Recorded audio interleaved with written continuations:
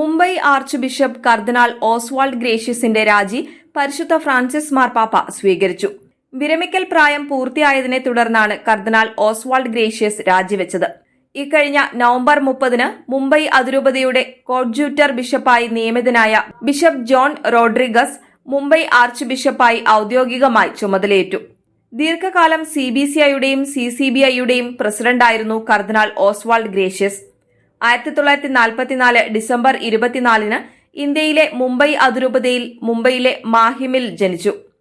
1970 December 20-ന് വൈദികനായി അഭിഷിക്തനായ അദ്ദേഹം pontifical അർബാനിയാന സർവകലാശാലയിൽ നിന്ന് കാനോൻ നിയമത്തിൽ ഡോക്ടറേറ്റും പൊന്തിഫിക്കൽ ഗ്രിഗോറിയൻ സർവകലാശാലയിൽ നിന്ന് നിയമശാസ്ത്രത്തിൽ ഡിപ്ലോമയും നേടി.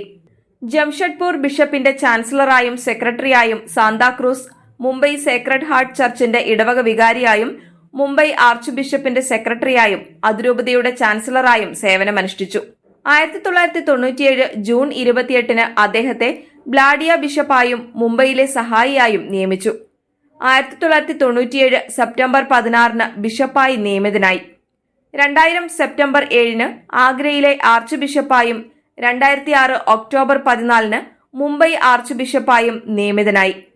നിരവധി രൂപതകളിൽ മാട്രിമോണിയൽ ട്രിബ്യൂണലുകൾ സ്ഥാപിക്കുന്നതിൽ അദ്ദേഹത്തിന്റെ അധ്യാപനവും സഹായവും ഏറെ പ്രയോജനകരമായി. കാനൻ ലോ സൊസൈറ്റി ഓഫ് ഇന്ത്യയുടെ പ്രസിഡന്റും ലെജിസ്ലേറ്റീവ് ഗ്രന്ഥങ്ങളുടെ വ്യാഖ്യാനത്തിനായുള്ള പൊന്തിഫിക്കൽ കൌൺസിലിന്റെ കൺസൾട്ടന്റും കാത്തലിക് ബിഷപ്സ് കോൺഫറൻസ് ഓഫ് ഇന്ത്യയുടെ ജനറൽ സെക്രട്ടറിയുമായി സേവനം ചെയ്തിട്ടുണ്ട്. 2 തവണ വീതം കാത്തലിക് ബിഷപ്സ് കോൺഫറൻസ് ഓഫ് ഇന്ത്യയുടെയും conference of Catholic bishops of ഇന്ത്യയുടെയും പ്രസിഡന്റായി പ്രവർത്തിച്ചിട്ടുണ്ട്. 2011 മുതൽ 2018 വരെ ഫെഡറേഷൻ ഓഫ് ഏഷ്യൻ ബിഷപ്സ് കോൺഫറൻസിന്റെ പ്രസിഡന്റായിരുന്നു അദ്ദേഹം. 2007 ബെനഡിക്ട് 16 മാർപ്പാപ്പ ഓസ്വാൾഡ് ഗ്രേഷ്യസിനെ കർദിനാൾ ആയി പ്രഖ്യാപിച്ചു. കോൺഗ്രിഗേഷൻ ഫോർ കാത്തലിക് എഡ്യൂക്കേഷനിലും പൊന്തിഫിക്കൽ കൌൺസിൽ ഫോർ ലെജിസ്ലേറ്റീവ് ടെക്സ്റ്റിലും അംഗമായിരുന്നു.